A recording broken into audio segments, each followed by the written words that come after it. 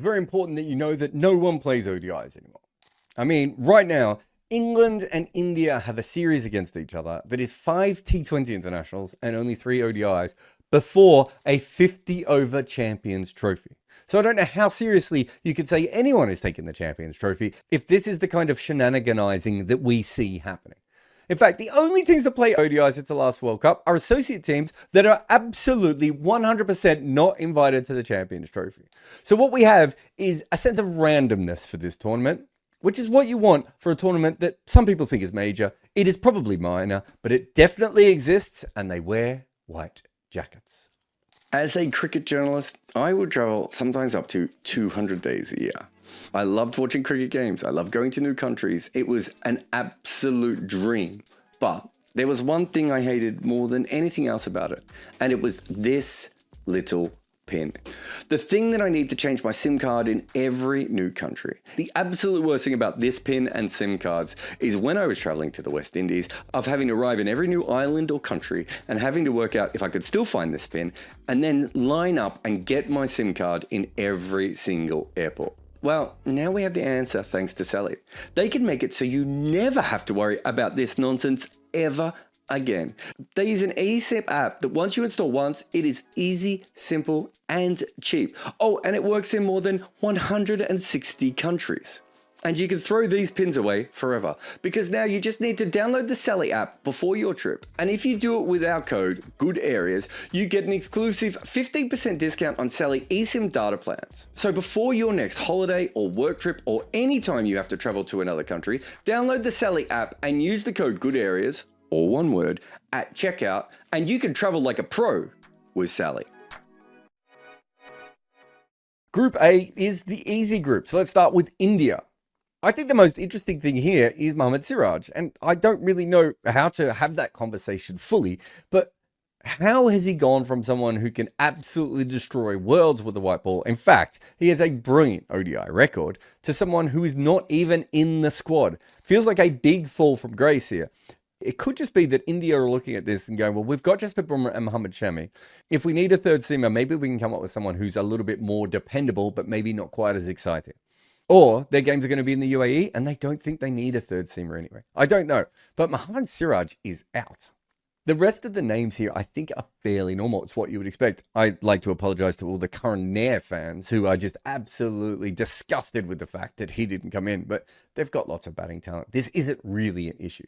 I wonder if Kuldeep Yadav is a little bit more injured or gets injured again, if we will see Varun Chakravarti.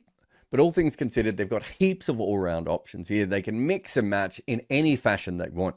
But most importantly, they just have to keep slogging the ball. I don't think any of us are willing to accept them coming in, losing the Champions Trophy because they're chipping the ball around. They've shown what slogging can do.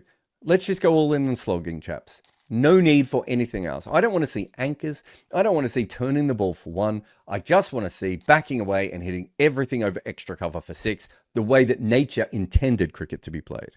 The Bangladesh team is the biggest outsider in this tournament. And if you've ever seen them play white ball cricket, you probably understand why. In fact, if I'm Sri Lanka or West Indies, I'm like, how has this happened? How did we end up here?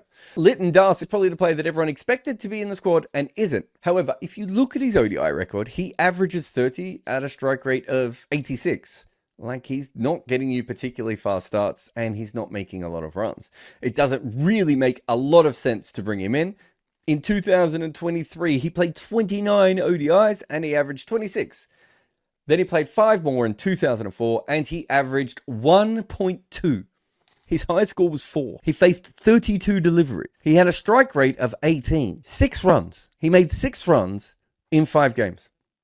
I don't even know who I'm talking to anymore. It gets better too. He played all of his ODIs against Sri Lanka and the West Indies. Literally the 2 teams that didn't even qualify for this Champions Trophy. Shakib Al Hasan is probably on the shortlist of one of the greatest ODI all-rounders of all time. But he can't bowl anymore. And also, there's a lot of baggage with him at the moment. There's just a lot going on with Shakib Al Hasan. So he's not here as well. Perhaps the most exciting thing about Bangladesh and ODI is you get 3 spells of Nahid Rana, who bowls really fast and people do not like facing him. He's one of the most exciting young bowlers in the world. That brings us on to New Zealand, who have Tom Latham, Kane Williamson, and Will Young. Just sex on wheels, that batting lineup. Probably the biggest omission is Trent Boult.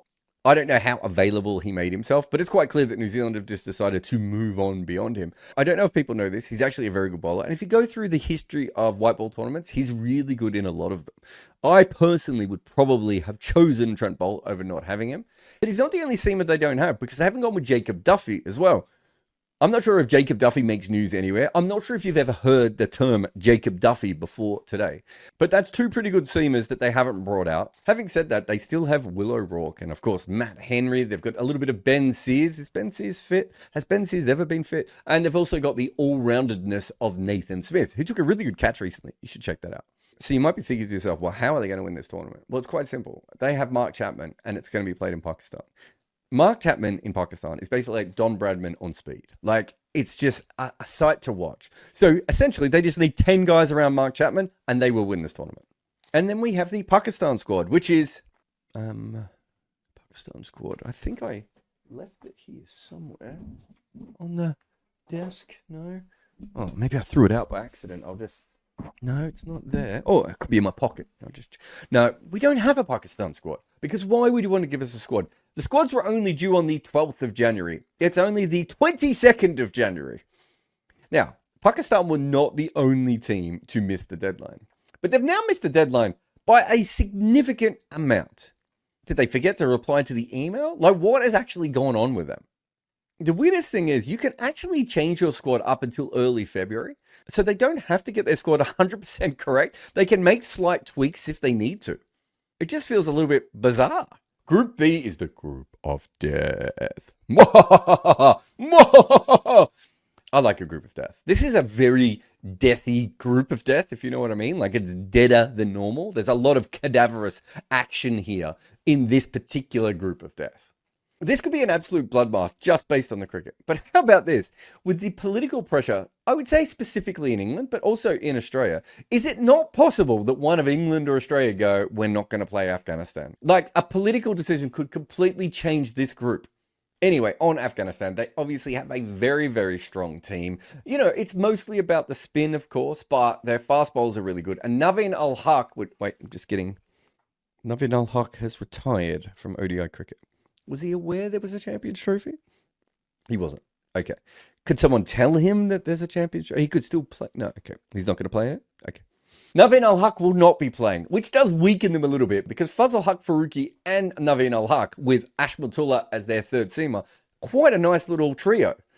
Now it's lost a major appendage, probably its most important appendage. That's how everyone has ever referred to Naveen Al-Haq. But on the spin front, they obviously have Rashid Khan, and he is quite good at leg spin. But they have two other options as well. Noor Ahmed, who looks really good in the SA20 at the moment, and also Ghazanfar. Now, he's another one of these off-spinners. He's not really an off-spinner. He's a carom ball bowler, I suppose is the best way of putting it. And he does a little bit of mystery. It feels like some teams have kind of worked him out, but then he's gone over to the ILT20 and he's not been hit very far and bowled quite well at times in the test match as well. That's three pretty good seamers before you include a little bit of Muhammad Nabi and whatever he does as well. They've got plenty of spin options. I wouldn't mind just one more seamer that I trusted, but it's a good squad. And we know their top order is going to play within themselves and give their bowling unit a chance of defending on what should be wickets that also suit them. But I do have to ask the question of why Gulbuddin Naib is still in this squad. Like, is there some sort of law in Afghanistan I'm not aware of that he just has to be in every squad? What is his role going to be? I just don't understand what he is supposed to do in the 2025 Champions Trophy for Afghanistan.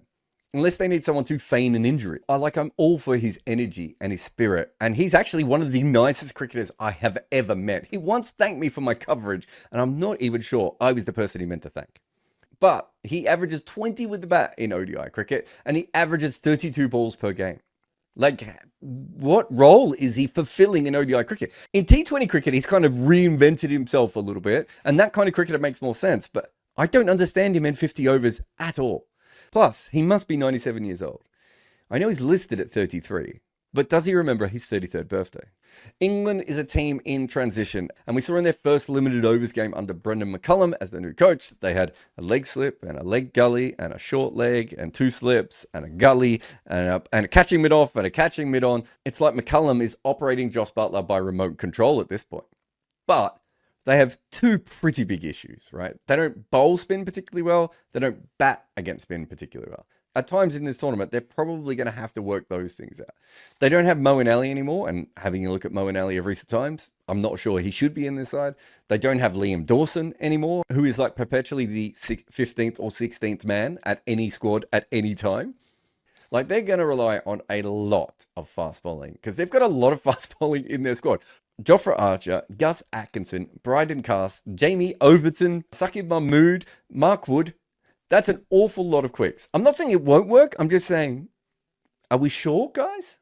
They're also missing Ben Stokes. I think now we can officially say that the Champions Trophy is no longer a major tournament because Ben Stokes has not come out of retirement for it. And now we have Australia. This is probably the squad, along with New Zealand, that looks exactly as you would assume it would. Ashton Agar is not in it, but they haven't seen that set on him for a while. And we've basically seen them decide that Adam Zampa is their main spinner. And I'm not positive that they don't actually think that Glenn Maxwell is their second best spinner. They've also got Short, right? So they've got part-time off spin if they need it. So Agar isn't even a backup. Maybe they could have done something a little bit more wild with Jake Fraser-McGurk, but with his form over the last while, I don't think you could take that kind of punt, especially in a 50-over tournament. Look, it would have been fun, but I don't really see how that would have worked for this Australian team. Maybe the most surprising name is Aaron Hardie, although to be fair, Australia have actually been playing a lot of ODI cricket with Aaron Hardie around for a while. They've used him to open the bowling in certain formats as well. Like, they're pretty much pot committed to Aaron Hardie at the moment. With Mitch Marsh maybe not being able to bowl, Aaron Hardie is probably there for that. And also because Cameron Green isn't there. And I would say that Aaron Hardie, because he can bowl with the new ball, probably gives them slightly a different feel than Bo Webster, who could have gone past Hardie. Either way, I'm not sure how much he bowls unless they want a very flexible lineup in one game and they're not going to take in their seamers. That's not really what they normally do. So I'm not sure that Hardie gets in the side anyway. So I've already spent longer talking about Aaron Hardie than is needed. But to be fair, most of my projects end up with me talking more about Aaron Hardie than is needed. And that brings us to South Africa. And obviously, one of their main strengths has been their ability to take wickets with a really good bowling attack. And a lot of that is through pace. And they have Marco Jansen and Kagiso Rabada. What they don't have is kind of anyone else. Lungi Ngidi is currently injured. Jarrod Coetzee is currently injured. Bo Hendricks is currently injured. Lizard Williams is currently injured. Wian Mulder is not bowling at the moment. And Andre Berger is currently injured. I'm probably missing a couple of others as well. The point being is, they don't have a lot of backups, but they do have their two main bowlers available. So they should be fine. But the difference is, it wasn't that long ago where they had 5 incredible bowlers to be able to throw, and they weren't worried about the number 7 position, and so they really were playing with 5 frontliners. At the moment, I'm not sure they'd feel comfortable doing that with the people they have available. The only frontliners who are fully fit are Maharaj, Marco Jansen, and Rabada. You could throw in Shamsi, but they usually don't play Shamsi in all the games. And to be fair, he's been hit out of the attack a few times in the SA20 in this tournament. Doesn't mean everything, but he's usually a better T20 bowler than a 50-over bowler. Wian Mulder has basically been playing as a batter of recent times. He's still got a little while to recover, of course. And then you've got all these other people that they're not that sure about. So the one thing that's been really good about the South African white ball side for a long time is the fact that they go in with 5 frontline bowlers who can kick your ass. At the moment, all their asses are injured. But the one thing that could change is if Wian Mulder, who I think has bowled like 2 or 3 overs in the SA20, actually bowls. Because he might come in as number 7, which means they don't have as much frontline bowlers as they usually have. But between him and Markram, they should be able to get the 10 overs there. But Wian Mulder at number 7 is someone who has made 12 first-class hundreds, right? Like, he can actually bat. It's not like when Marco Jansen was forced to bat at number 7. Like, Wian Mulder is a proper player for that position. But if he's not fit, then they're going to have to go back to the frontline bowlers option, and they don't actually have any frontline bowlers at the moment. If they weren't in the group of death, I don't think it would be as big an issue. But because they're in this ridiculous group where all 4 teams have a decent shot of making the finals, they're going to have to be very good. Otherwise, they might just be flicked away. But that's it for the Champions Trophy teams, unless Pakistan manage to give the squad after we do this. And if they do, they don't deserve any of my analysis. I'm not sure they've ever deserved any of my analysis. I'm not sure they want any of my analysis. But the point being is, they missed it. I'm sorry. If you missed the deadline by 10, I've been waiting so long to make this video. That's on them. But I hope you're as excited as I am for cricket's most major minor trophy. Oh, those white jackets. I can't wait for the day when one of the players sells them on eBay. It took God and the demon to build international cricket, but don't tell Johnny Bairstow. 1882, Australia had played one test in England against the god W.G. Grace, and they sucked. So they were playing him again, and it was a tough wicket. But England was in front, so Australia was desperate for a third innings lead. At number 8 was young all-rounder Sammy Jones. After a routine single, he walks down to do some gardening on the pitch. Grace whips off the bails and appeals. The ball wasn't dead, Jones was run out. The Australians were furious. In fact, some of the English players were also furious. But what Grace said went, and the umpires had already given it. Next in was Fred Spofforth. He was known as the Demon fast bowler. He was furious, and he let England know exactly what was coming next, which was maiden. There's 12 maidens. I can't count them all. England only needed 85 to win. W.G. Grace made 32. England only 77. That was the test where the Ashes began. Buy my book, Overthrowing Cricket's Empire, on Amazon today.